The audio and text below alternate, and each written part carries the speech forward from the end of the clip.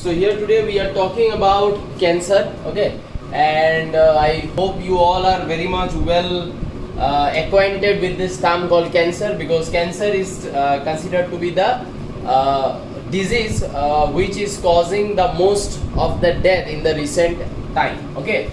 So here I have discussed the general introduction of cancer. Gradually we will move to types, then we will move to the agents which are responsible for causing cancer, treatment, okay, and so on. So first here I am talking about cancer. Now what is cancer? See, if I take a petri dish, suppose this particular thing that I have drawn over here is a petri dish, okay, and in this particular petri dish I have put a culture of some cells, and in order to put some culture of the cells I will have to give here some kind of nutrients.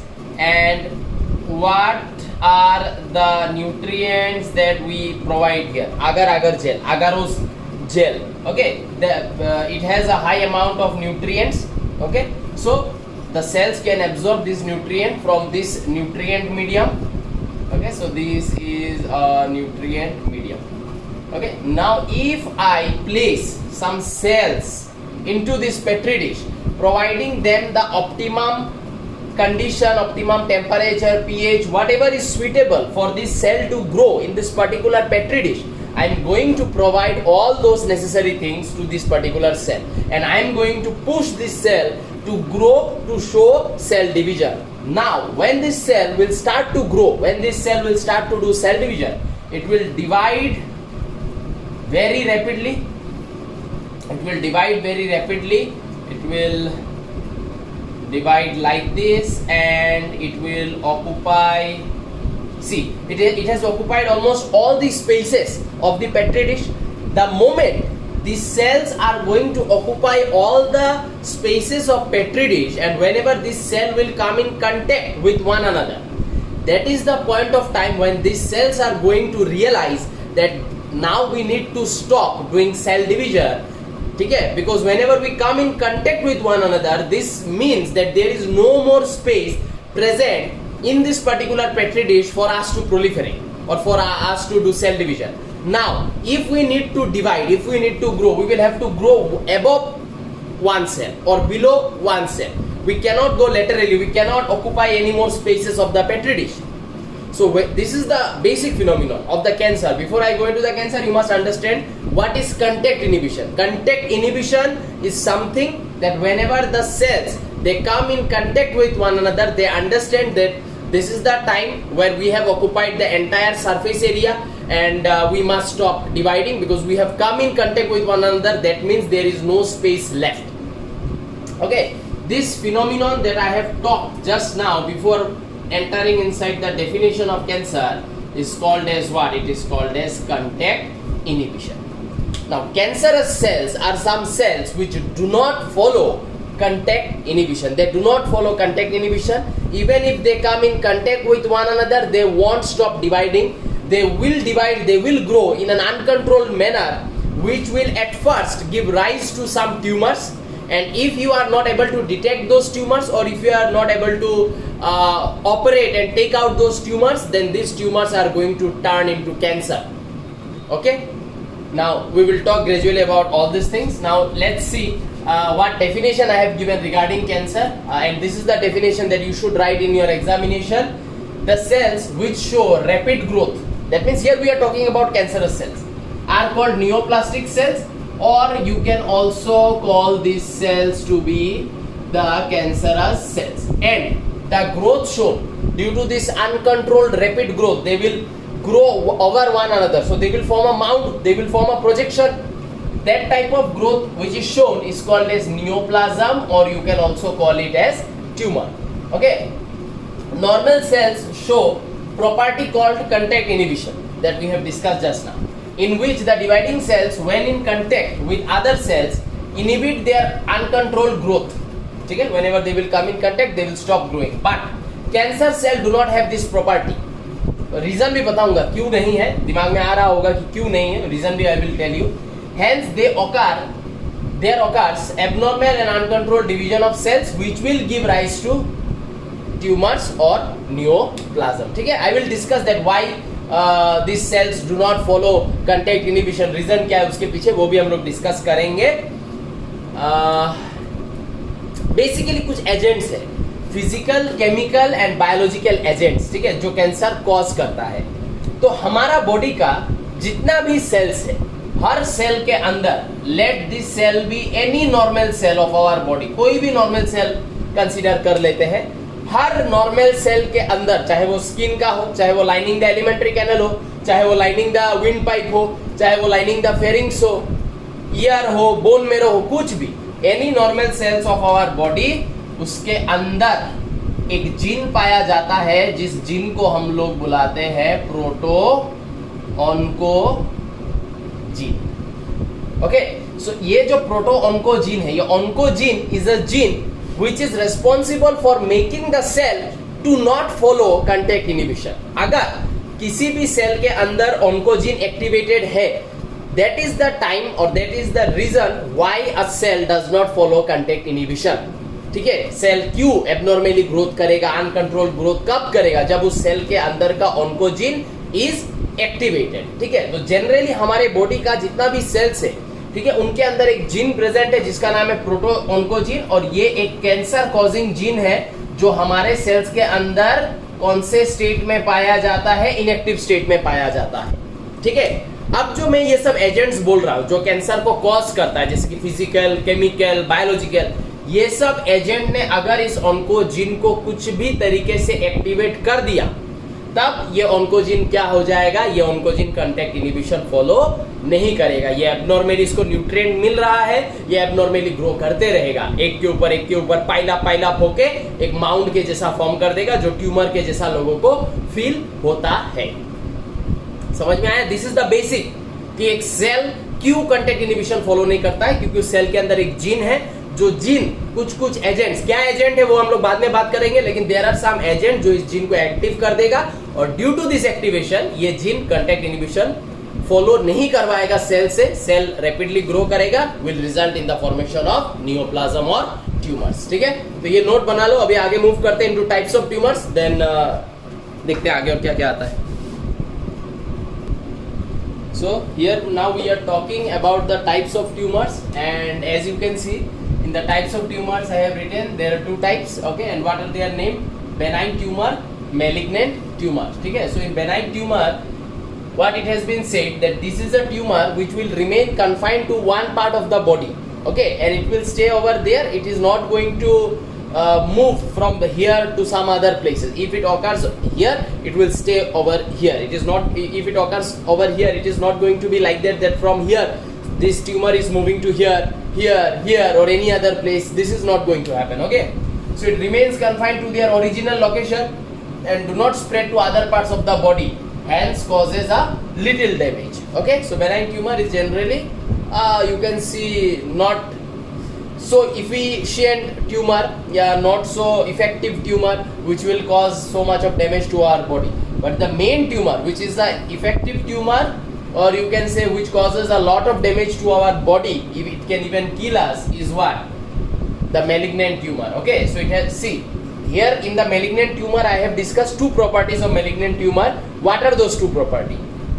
The first property which has been discussed is that wherever this tumor is going to grow, this tumor is going to grow huge, and this tumor is going to affect the nearby cells.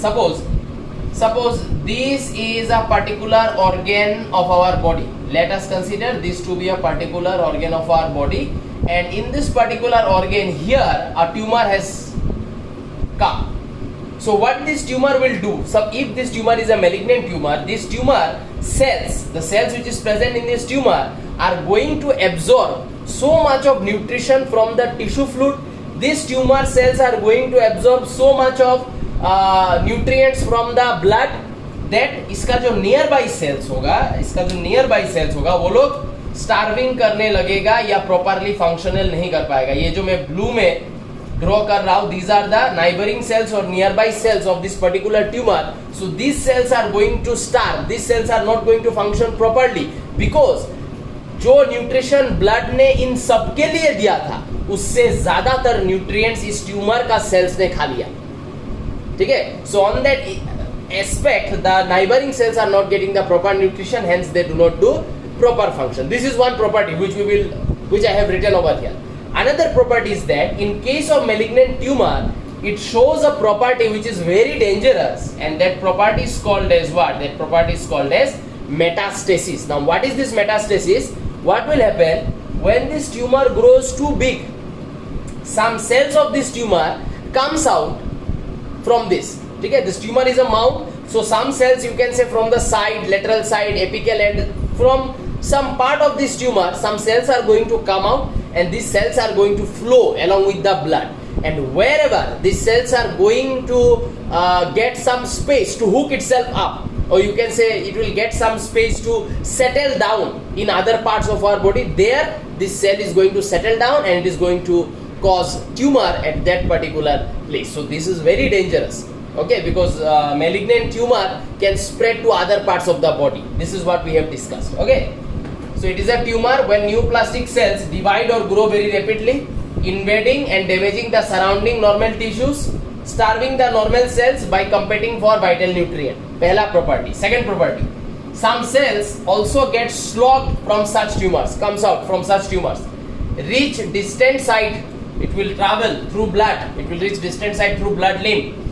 Whenever they get lodged in the body, whenever or wherever they will get lodged in the body, that is they will be able to settle down in other parts of the body, they start a new tumor formation. They will form a new tumor at a distant place, distant organ, distant part of the body. This property is called metastasis, okay. So malignant tumor also shows metastasis. I hope both the tumors are clear. Now moving on to the agents which causes that activation of oncogene that we discussed just before discussing the types, the thing we discussed. वही agents क्या क्या है जो proto oncogene को एक active oncogene में convert करता है, ठीक है.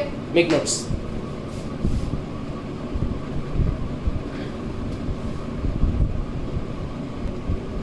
तो यहाँ पे अभी हम लोग बात कर रहे हैं regarding agents which can cause cancer, ठीक है. तो agents which can cause cancer, उसमें देखो 3 एजेंट के बारे में मैंने बात किया है. पहला एजेंट है फिजिकल एजेंट. तो फिजिकल एजेंट में हम लोग को मिल जाएगा क्या? एक्स रेज, गामा रेज, ये सब क्या है, क्या बोलते हैं सबको, आयोडाइजिंग रेडिएशन ना, क्या, हाँ, मतलब जो बहुत स्पीड से आता है और कोई पार्टिकल के ऊपर गिरने से उससे कुछ इलेक्ट्रॉन या एटॉम डिटैच कर देता है, ऐसा कुछ है. These are ionizing radiation. This is a non-ionizing radiation, okay. But if this radiation directly falls into those cells जिसके अंदर ऑन्कोजीन है, या फिर अगर ये रेज उस सेल का ऑन्कोजीन तक अगर रीच कर पाता है तो उस ऑन्कोजीन को क्या करेगा? एक्टिवेट कर देगा. प्रोटो ऑन्कोजीन को ऑन्कोजीन में एक्टिवेट कर देगा. Uncontrolled division of cells will start. Chemical agent से बहुत क्वेश्चंस एंट्रेंसेस में आता है, एंड यहाँ पे बस मैंने एक एग्जांपल दिया है, लेकिन तुम लोग जब नोट बनाओगे, so keep I will send an attachment, you will have to add that attachment underneath the chemical agent. Once you are done writing the chemical agent, उसके नीचे there is that attachment which you will have to add here, and then you will have to write about the biological agent, okay. So chemical agent, similarly there are some chemicals, if those chemicals are able to reach to that proto oncogene, it will make the proto oncogene an active oncogene, cancer cause कर देगा. So chemical carcinogen present in tobacco smoke. I have given just a simple example. Biological agent, cancer causing viruses. How? Virus, protein coat, genetic material, reverse transcriptase. Normal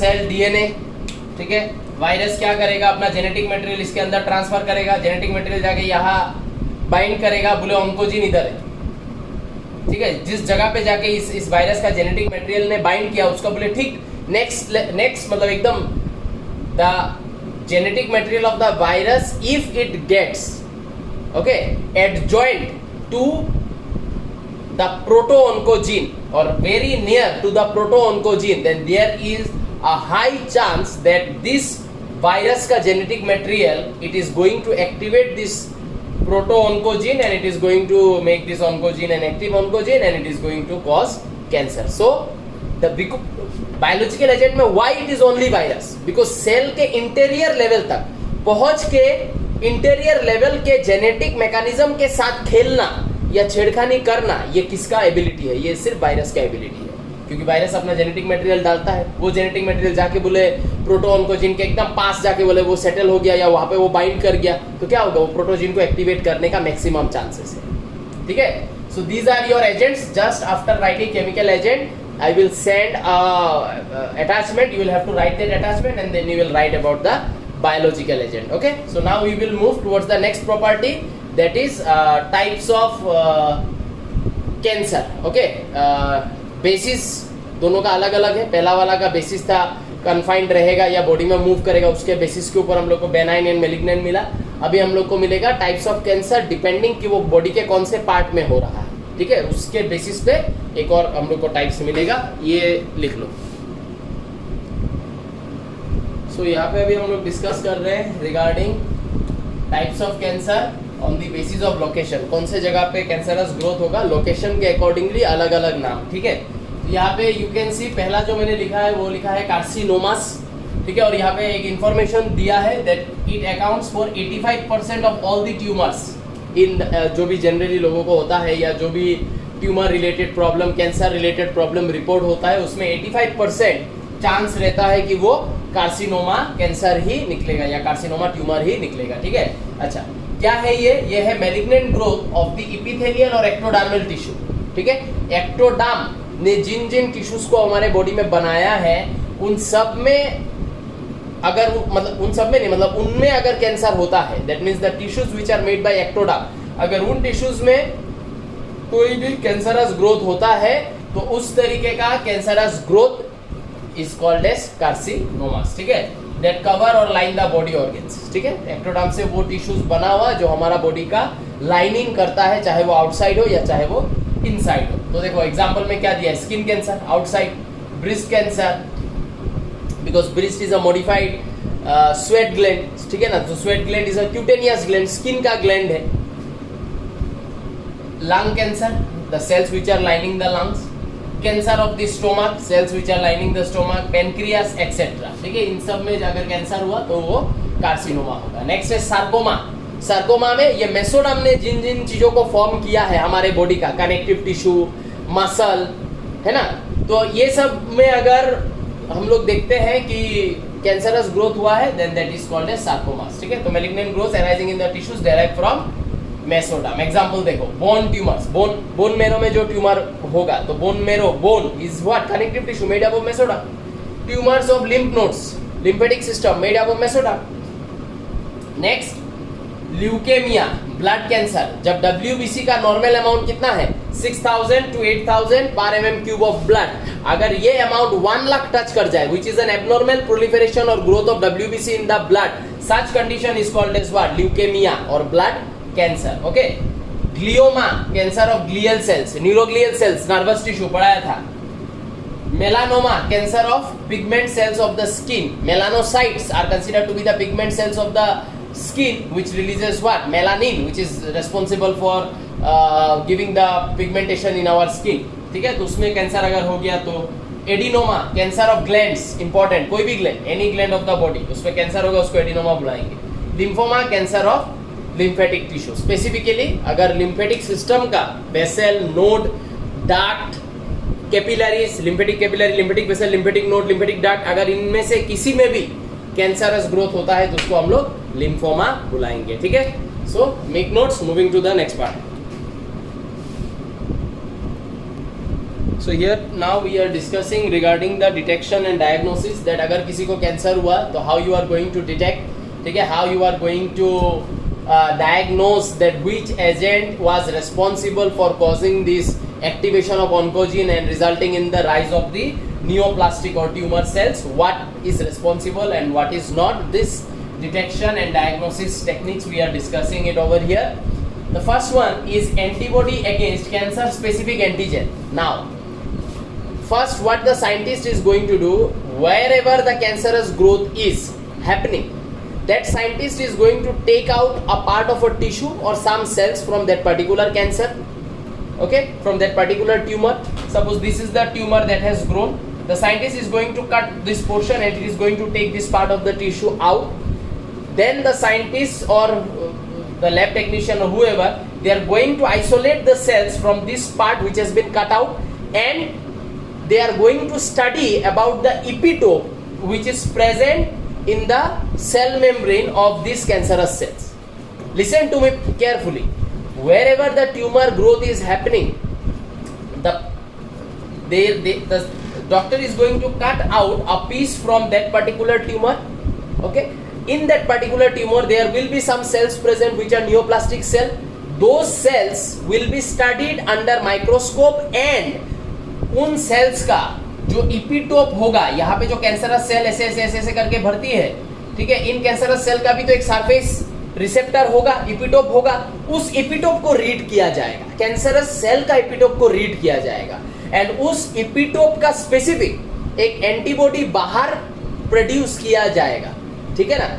ये technique से क्या होगा, देखो ये technique से कभी कभी ऐसा होता है, सपोज किसी को पेनक्रियास में कैंसर हुआ है, ब्रेस्ट में कैंसर हुआ है, ठीक है ना, तो पेनक्रियास और ब्रेस्ट का जो नॉर्मल टिश्यूज है, वो नॉर्मल टिश्यूज मतलब पकड़ लो इंडिविजुअल स्पेसिफिक होने का चांसेस रहता भी है या नहीं भी रहता है। कुछ कुछ इपिटोप है, जैसे कि सेल का जो सरफेस है उसमें क्या होगा, बहुत सारा इपिटोप रहेगा, तो some epitope can be specific to this particular cell and some epitope will be general, जो सब में पाया जाता है, ऑलमोस्ट हर ह्यूमन में तो पाया ही जाएगा, all the human one species, ठीक है ना। तो हर ह्यूमन स्पीशीज का जो पेनक्रियास है वो देखने में सेम होगा, तो उन सेल्स का कुछ कुछ इपिटोप देखने में सेम होगा। तो इस तरीके से आजकल साइंटिस्ट क्या करता है, बॉडी के डिफरेंट ऑर्गन्स के सेल में जाके बाइंड करने वाला एंटीबॉडी बाहर आर्टिफिशियली प्रोड्यूस करके रख देता है, ठीक है ना। उसके बाद अगर सपोज तुमको लग रहा है कि तुमको कुछ एक कैंसर हुआ है, तो वो तुम्हारे बॉडी में उन एंटीबॉडीज को इंजेक्ट कर देगा, ठीक है, इंजेक्ट करेगा, एक टाइम नोट करेगा कि 10 बजे मैंने इंजेक्ट किया है एंटीबॉडीज, जो जाके अगर कैंसरस सेल्स बना है इस पर्टिकुलर ऑर्गन से, तो उस कैंसरस सेल में जाके ये सब एंटीबॉडी बाइंड कर जाएगा। 10 मिनट बाद वो फिर से तुम्हारे ब्लड का रीडिंग लेगा, और उस रीडिंग में अगर नंबर ऑफ एंटीबॉडी सेम रहा, दैट मींस तुम्हारे बॉडी में कैंसर हुआ ही नहीं तो अगर कैंसरस सेल ग्रो होता तो ये सब एंटीबॉडी जाके उस कैंसरस सेल के सरफेस में जाके बाइंड कर जाता। और अगर 10 मिनट में देखता है कि नंबर्स ड्रास्टिकली कम हो गया है या सब्सिक्वेंटली कुछ एक नंबर कम हुआ है, तो उससे हम लोग क्या कर सकते हैं, कैंसर का एक्सटेंट पता लगा सकते हैं। 100 एंटीबॉडी डाला, 50 एंटीबॉडी गायब हो गया, दैट मींस 50 एंटीबॉडी जाके कैंसरस सेल के साथ बाइंड हो गया, माने उस 50 एंटीबॉडी नहीं है ब्लड में, उससे क्या पता चलेगा कि एक्सटेंट कितना है। अभी अगर 90 एंटीबॉडी नहीं है तो एक्सटेंट बहुत ज्यादा है, 100 का 100 ही नहीं है, बहुत ज्यादा एक्सटेंट है। तो ये एक तरीका है डिटेक्शन का। तो यहाँ पे वही लिखा है, antibody against cancer specific antigen, जो सेल कैंसरस बन जाता है अलग अलग ऑर्गन का, तो उनका सरफेस का इपिटोप का specific antibody are also used for the detection of certain cancers. Example Herceptin which is used for detection of breast cancer. ये हर्सेप्टिन एक एंटीबॉडी है जो आर्टिफिशियली हम लोगों ने बाहर डिजाइन किया है, और फीमेल में अगर ब्रेस्ट कैंसर होता है, वो ब्रेस्ट कैंसर का जो कैंसरस सेल होगा, उन कैंसरस सेल में जाके ये पर्टिकुलर एंटीबॉडी बाइंड करता है, ठीक है ना। तो समझ में आ रहा है ना। तो ये हर्सेप्टिन बॉडी में डाल के अगर ये सारा यूज हो गया, तो उससे हम लोग ब्रेस्ट कैंसर का एक्सटेंट जान सकते हैं। और बॉडी में हर्सेप्टिन डाला, एक भी हर्सेप्टिन यूज नहीं हुआ, सारा का सारा ब्लड में ही प्रेजेंट है, माने ब्रेस्ट कैंसर है ही नहीं। एक्चुअली ब्रेस्ट कैंसर एक ऐसा कैंसर है जिसका डिटेक्शन थोड़ा लेट करके होता है, और जब होता है तब बहुत हायर स्टेज में फीमेल पहुंच चुकी होती है, उसके बाद तो मास्टेक्टोमी करना पड़ेगा, that means removal of breast काट देता है, ठीक है ना। तो ये सब करना पड़ता है, तो इसलिए ब्रेस्ट कैंसर का डिटेक्शन होना थोड़ा मुश्किल है। इसलिए जो डेवलप्ड कंट्रीज है उनमें like female specially when she is lactating female nurturing her baby, उसके बाद से इट इज़ रिकमेंडेड कि कुछ साल के गैप में, 1 साल है ना, 1 साल के गैप में थोड़ा हर्सेप्टिन बॉडी में डाल के ये ट्रीटमेंट लिया जाए, देखा जाए कि ब्रेस्ट में कैंसरस ग्रोथ हुआ है नहीं हुआ है। ये सब डेवलप कंट्रीज में होता है, हमारा तो मतलब बहुत ज़्यादा डेवलप्ड है, इसलिए हमारे में नहीं होता। अच्छा, next, blood and bone marrow test for increase cell count in case of leukaemia. मैंने अभी बोला ल्यूकेमिया इज ब्लड कैंसर, जहाँ पे WBC का normal count is 6000 to 8000 cells per cubic mm of blood, and if this increases near about 1 lakh, that is a condition which is a very bad condition, that is called as blood cancer. So if you keep on doing your blood test at regular interval, and if you keep on check at the number of cells of your blood. With that you will be able to check your blood cancer. Suppose someday you get that your one type of cell is too much higher or little bit higher. Suppose your WBC 6000 to 8000 होना चाहिए, वो बोले 20000 है, तो that is still a stage from where you can recover. But if it becomes 1 lakh, वहाँ से recover होना impossible है. इसलिए रेगुलर ब्लड का सेल्स का चेकअप होना ये बहुत इंपॉर्टेंट एक टेक्निक है जिससे कैंसर से बच सकते हैं.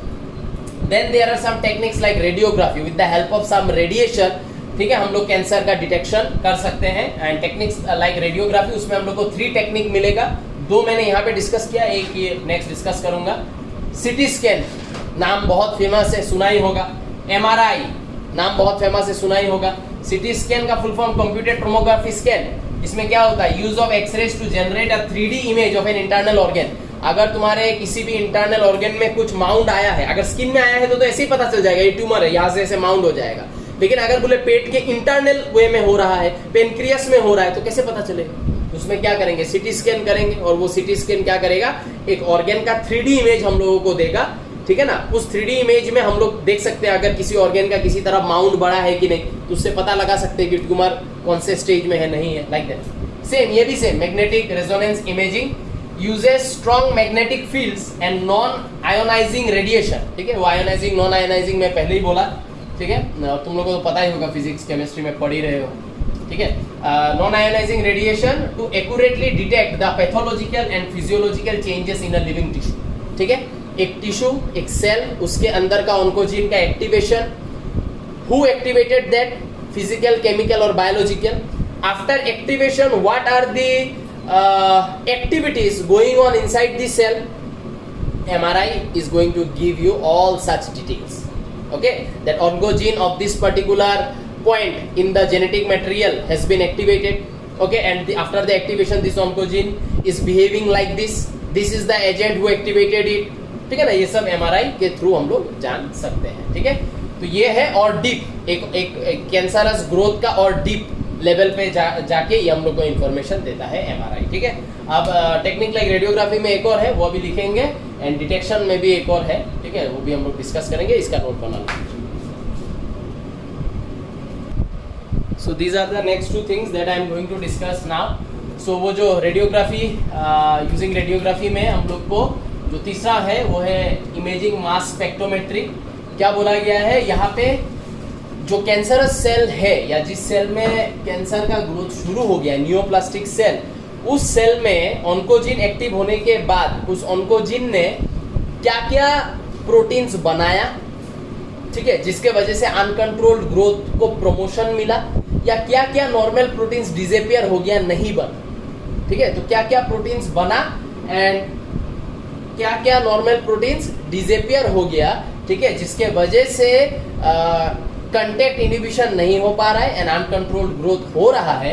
ये टेक्निक उस इंफॉर्मेशन क्यों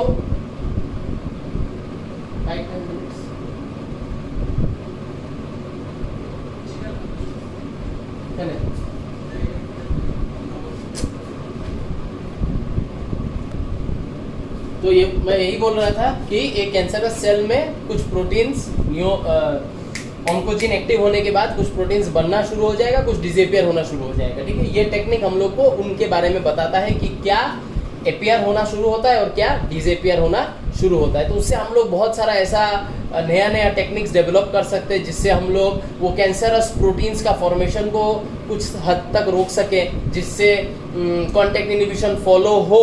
ठीक है ना, तो ये सब के बारे में लिखा हुआ है. एंड दूसरा है यही biopsy and histopathological study.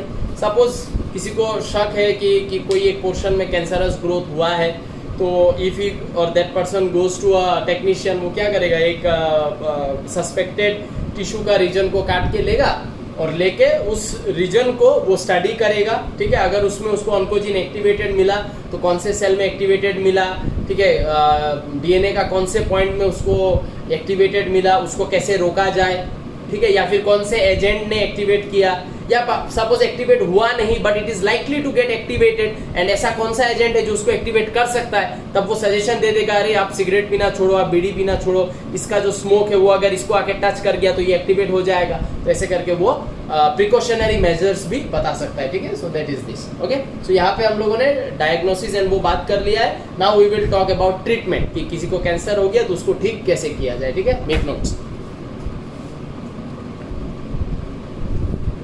Hello friends, तो यहाँ पे हम लोग डिस्कस कर रहे हैं regarding treatment of cancer and 4 treatment के बारे में हम लोग बात करेंगे। पहला जो है वो है सर्जरी। तो सर्जरी क्या है, बेनाइन ट्यूमर हुआ, मैलिग्नेंट ट्यूमर हुआ, लेकिन अर्ली स्टेज में डिटेक्ट हो गया तो क्या करें, सर्जरी करके रिमूव कर देते हैं ट्यूमर, ठीक है। ट्यूमर ऑपरेशन के बारे में बहुत सुना होगा, surgical removal of tumour. Second जो है वो है रेडियोथेरापी, ठीक है। रेडियोथेरापी जनरली उस लेवल पे किया जाता है जहाँ पे कैंसर एक बहुत ही डेलिकेट ऑर्गन में ग्रो किया है, ठीक है।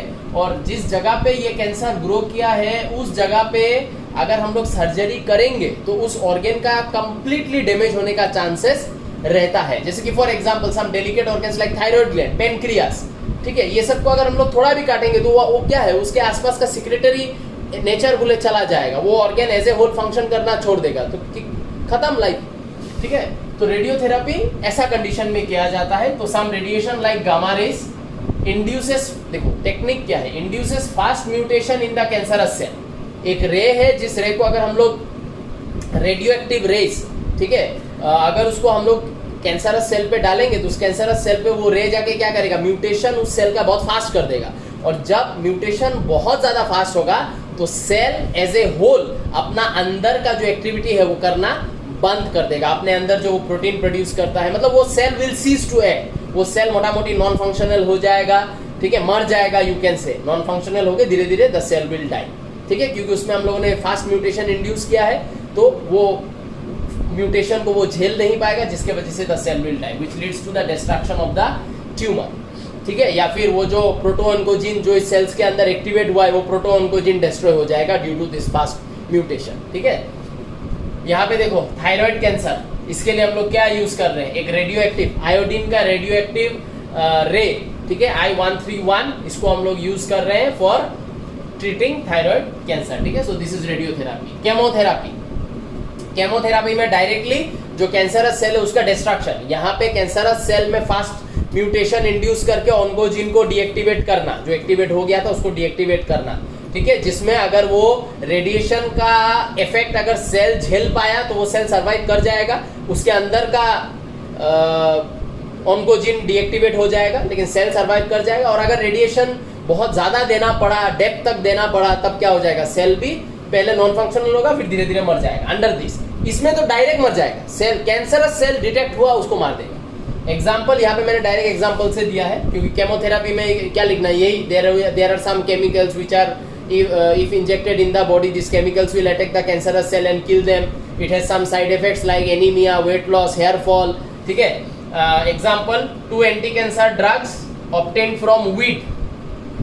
Catharanthus roseus is the name of the wheat. उस wheat से कुछ केमिकल मिलता है जिन केमिकल का नाम है विनब्लास्टिन, विनक्रिस्टिन, और ये केमिकल्स हम लोग को हेल्प करता है in order to treat leukaemia, ठीक है। ल्यूकेमिया को ट्रीट करने में मदद करता है। जो भी एबनॉर्मल सेल्स ब्लड में बढ़ेगा या जो सोर्स है, ठीक है, that is bone marrow, bone marrow is responsible for forming RBC, WBC, platelet. तो वो सेल्स जहां से डब्ल्यूबीसी का प्रोडक्शन एबनॉर्मली हो रहा है उन सेल्स पे जाके सीधा ये अटैक करेगा और अटैक करके उन कैंसरस सेल को मार देगा, जिससे डब्ल्यूबीसी का प्रोडक्शन जो एबनॉर्मली हो रहा था वो रुक जाएगा, एज वेल एज जो एबनॉर्मल अमाउंट ऑफ डब्ल्यूबीसी है उनको भी मार दिया जाएगा, ठीक है। नेक्स्ट है इम्यूनोथेरापी। इम्यूनोथेरापी में क्या कर रहे हैं, आर्टिफिशियली बाहर, ठीक है, कुछ बायोलॉजिकल मेडिएटर बोलते हैं, बायोलॉजिकल मेडिएटर प्रोटीन जिसका नाम है अल्फा इंटरफेरॉन, इसको हम लोग बाहर लैब में डेवलप करते हैं। इसको अगर इंजेक्ट करके बॉडी में डाला जाए, ये अल्फा इंटरफेरॉन क्या करेगा, बॉडी के मैक्रोफेजेस को, ठीक है ना, ये सब को डायरेक्ट करेगा, ठीक, कैंसरस सेल के तरफ जाओ और जाके कैंसरस सेल को मारना शुरू करो। तो बॉडी का खुद का इम्यूनिटी खुद के कैंसरस सेल को मार देगा, लेकिन उसके लिए ये अल्फा इंटरफेरॉन का बॉडी में डालना जरूरी है। ये अल्फा इंटरफेरॉन जाएगा, जाके मैक्रोफेजेस को डायरेक्ट करेगा, overlapping the direction of suppressor T cell. Suppressor T cell अपने बॉडी के सेल्स को रोकता है, अरे ये मेरा सेल इसको मत मारो, वो मेरा सेल नहीं है उसको मारो। तो सप्रेसर टी सेल का जो डायरेक्शन है उसको ओवरलैप करते हुए ये अल्फा इंटरफेरॉन बॉडी में इम्यून रिस्पॉन्स जनरेट करेगा, जिसके वजह से बॉडी का खुद का इम्यूनिटी खुद के कैंसरस सेल को मार देगा। तो यहाँ पे कैंसर खत्म होता है, एक अटैचमेंट भेजेगा, उसको वो केमिकल एजेंट के नीचे लिखने का है, बाकी और कैंसर का सब आज डिस्कस कर दिया है। ठीक है, नेक्स्ट है ड्रग्स, उसका नोट मैं भेज दूंगा, कल भेजता हूँ, आज तुम लोग इसका नोट वोट करो, कल भेजता हूँ ड्रग्स का नोट, और ड्रग्स का नोट अच्छे से तुम लोग नोट डाउन कर लेना, उसमें सब सीखने का ही है, और एक ऑनलाइन क्लास लेके मैं ड्रग्स डिस्कस कर दूंगा। ठीक है, तो यहाँ पे आज समाप्त करते हैं, बाय बाय।